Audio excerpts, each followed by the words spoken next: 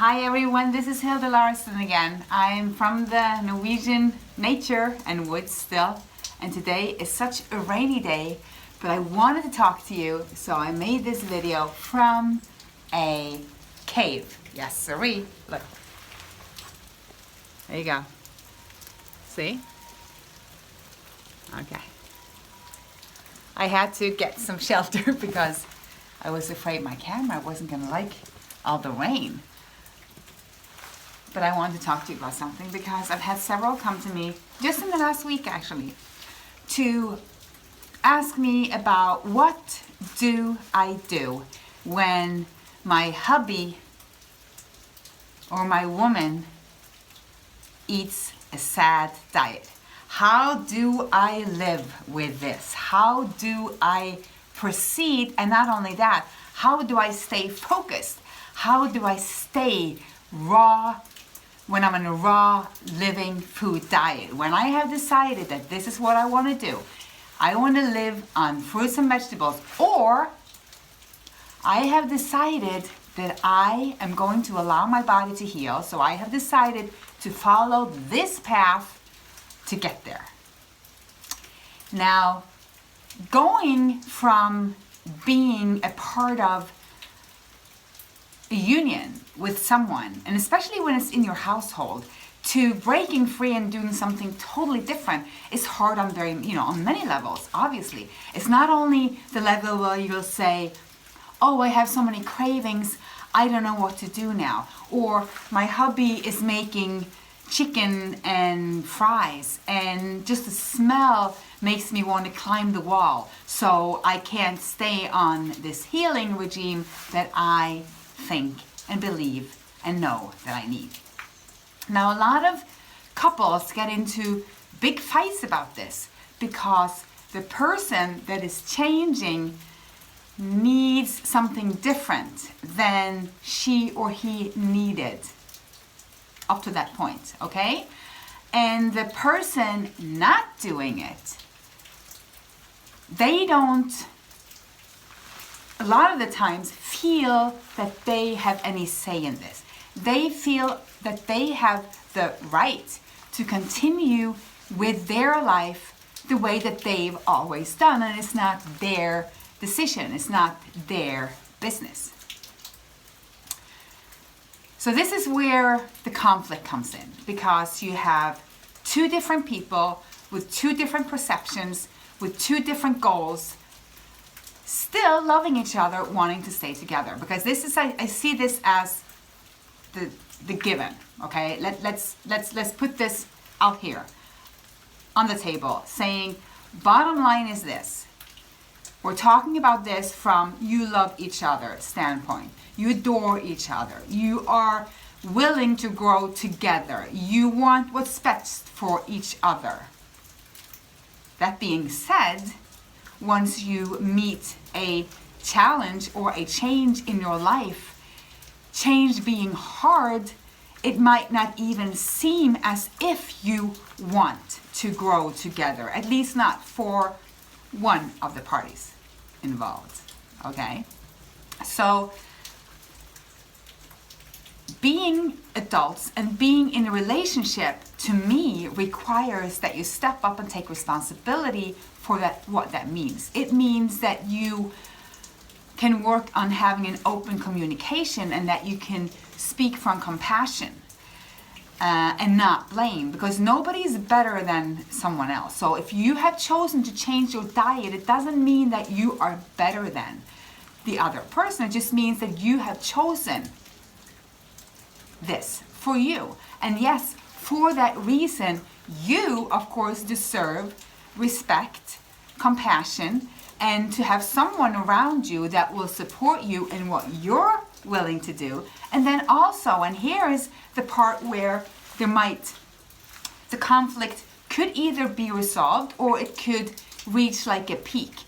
That's when I talk about allowing change to benefit everyone, to the sense where if you are ill, if you are sick, if you need to change because you're trying to save your life, or you're trying to save your child's life, or you are seeing that you feel so much better, that you are worthy of living pain-free and disease-free, or the labels that I don't talk about. And I'm not a doctor. I'm never giving any medical advice here. I never would, and I have disclaimers all over the place because that's not the issue here. I'm talking about walking towards health together in a relationship with someone who is not on the same path. Now, what am I talking about when I'm saying allowing that space and changing together? Well, when someone needs that change and they themselves are willing to do what it takes, to me, in a relationship, the other person would, by changing some, benefit the relationship, obviously. So what I, in my relationships, required was that I slowly were able to not only implement what I was doing in a way that it was inviting to the people around me, so that they would want to, say per se, eat the food that I was eating, or that they could see the change in me so that they would want that change too. See, that is the path of walking your way, shining the light, showing paving the road for someone else to follow. And that's one part of it. The other part is this kind of icky part, saying, you know what? If that means so much to one of the people doing it, the other person might want to step up and make some changes too. And I think that's pretty obviously that is a compassionate way to be in a relationship. And I think we struggle there because not only are we taught that I have my life, you have yours, and I can do it this way and you can do it your way, but I think we need to be more humble in that. I think we need to step back and get into the serving mode more often.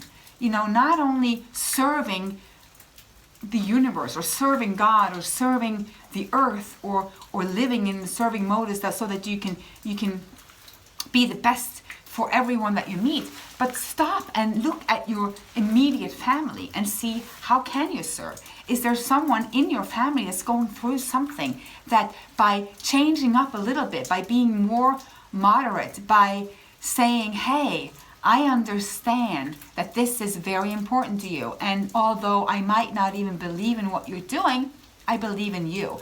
And even though I might not understand what you're doing, I can see that you believe that you do. And this to me is so important, and for you to be happy is so important to me, that I am going to change this and this and this because I see that this is important to you. So your household could very well go vegan overnight because you choose to heal. And I stand by that because I think that by being a giver like that, we're all growing together. And it's not only about the food, it's about the whole lifestyle. Because when you tear something up by the roots, if someone in your family falls ill, per se, everything's turned upside down anyway, Everything changes. Nothing ever stays the same. The only thing that's constant is change. The only thing that we can be 100% sure of is that everything will change all the time. So change being the biggest fear, even larger than illness, larger than death, is what we see. The communication and the openness is so important because through that change, growing in the same direction is so much easier. Now I've been talking about what, the other person, or you could ask your spouse to do with you. Now, a lot of people have spouses that step right in and just can't wait to follow the path of what their spouse is going through, or their boyfriend or girlfriend or partner, or whatever have you, best friend. But there are those that come to me, and they are many, that really struggle because they live in an environment where there are so many cravings and so much going on that is no longer serving a healthy path, that it's adding to the burden. So on top of conditioning yourself by really and watch my other videos on this, by really revisiting your why, like why you're doing this, why you have chosen this, and let that be your biggest motivation and inspiration always. On top of that, and conditioning yourself to being on this mission and having a purpose that is so great that you just know that this is going to not be easy all the time. It's going to be hard, and hard is not so bad. You know, it doesn't have to be easy. I have videos on that too. It doesn't have to be easy. But then there is this point when you live together with someone in a union and you have decided that we are going to, you know, live side by side, then there are some things that needs to be changed and switched up if one person, for any reason, decides it's time to take care of my health. So I challenge every relationship when it comes to this to sit down and to really compassionately listen to each other, because there's always something that is holding one or the other back. It could be that you decided to go raw, and now you're demanding your whole family to go raw. Now that isn't fair, you know? Or it could be the other way around, like you're struggling and all you need is for the frying or the French fries to stop being produced in your kitchen, because not only reminds you of what you love to eat, but it might remind you of your ill health or whatever. If that's like one case, if you can pin it down to things like this, it shouldn't be a problem for that to stop in your house. You see, there's always a way to elevate, and you can have rules saying, you know, we can do all of this. I do this, you do this, but this we don't. So could be foods that you just decide we're not going to have this in our kitchen. We're not going to purchase this. There are certain things, like anything that comes from a cow milk is not going to be eaten here. You know, I'm not talking only fruits and vegetables. I'm not even talking all raw. But we're not going to drink any cow's milk or eat any cheese. And for most families, that's very doable. That's very doable. And children are very eager to come on board with any project if they are spoken to in a manner in which they can understand that we're doing this for the better of everyone. So that's the one side that I wanted you to ponder, that not only are you the one doing this and responsible for your health, responsible for your emotional issues, responsible for your thoughts, responsible for your actions, but when you live together with someone, you are together responsible for the environment that you live in and around. And I'm talking about the outside environment, the physical, the house. Where do you live? Is it cluttery? Is there a lot of clutter? What's in your refrigerator? What is eaten there? What is spoken there? Is there a lot of bad mouthing? Is there a lot of, is there a food abuse? If that's going on, then to me, it's always a good thing to consider, what can we do about this?